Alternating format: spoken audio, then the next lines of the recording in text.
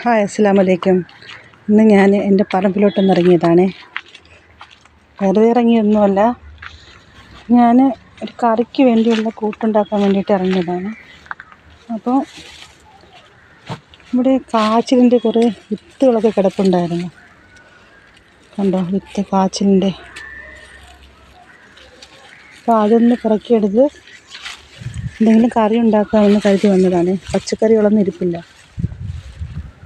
എൻ്റെ മക്കൾ എന്നെ എപ്പോഴും കളിയാക്കാറുണ്ട്, ഉമ്മാക്ക് വേറെ പണിയൊന്നും ഇല്ലേ, കാടും പുല്ലും ഒക്കെ വെറുതെ പറിച്ച് കറി ഉണ്ടാക്കുമെന്ന്. അങ്ങനെയൊക്കെ പറയും. എന്നാലും അവർ കഴിക്കും ഞാൻ ഉണ്ടാക്കി കൊടുത്താലും. തറയിൽ പൊഴിഞ്ഞ് കിടക്കുന്നുണ്ടാവും. കുറേയൊക്കെ മാറ്റിയെടുക്കാം. കണ്ടോ, ഒരാളെ കിട്ടിയിട്ടുണ്ട്.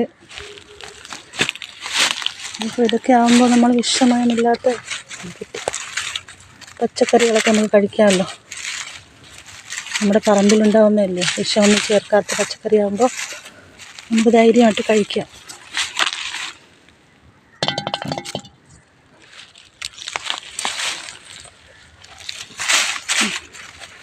എവിടെയും കിടപ്പുണ്ട്.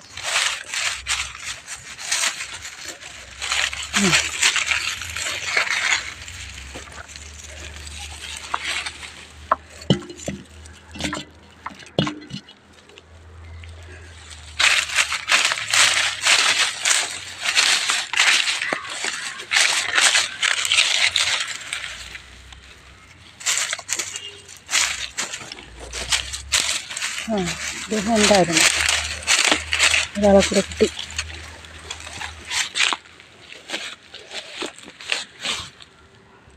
അപ്പോൾ ഇന്നത്തേക്കുള്ള കറിയായി. ഇനി നമുക്ക് ഇതിനെ കൂടെ കൊണ്ടുപോയിട്ട് കുറച്ച് കാന്താരി മുളക് കൂടെ പൊട്ടിച്ചെടുക്കാം. കണ്ടോ, ഇതാണ് ഇന്നത്തെ എൻ്റെ പച്ചക്കറി. ഇത് വെച്ച് ഒരവിയലൊക്കെ ഉണ്ടാക്കാം.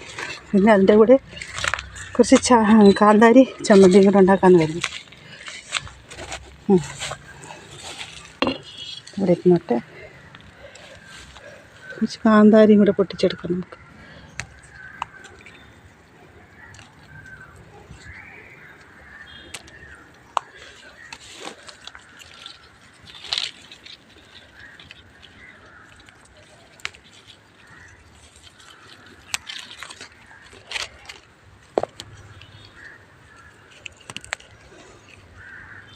ഞാൻ കൂടുതലൊന്നും പച്ചക്കറികൾ പുറത്തുനിന്ന് വാങ്ങാറില്ല കേട്ടോ. കുറേയൊക്കെയും ഞാൻ എൻ്റെ വീട്ടുവളപ്പിൽ തന്നെ കൃഷി ചെയ്തെടുക്കുകയാണ് പതിവ്.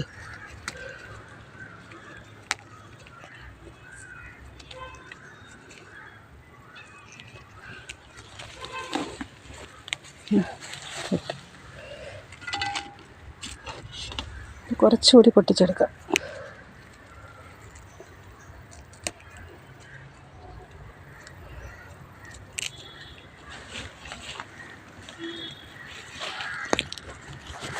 കാന്താരി ചമ്മന്തി ഉണ്ടാക്കിയാൽ കുട്ടികൾക്കൊക്കെ വലിയ ഇഷ്ടമാണ്. അപ്പോൾ അത് ചോറിനോടൊപ്പം കപ്പയോടൊപ്പം ഒക്കെ കഴിക്കാനും നല്ലതാണ്.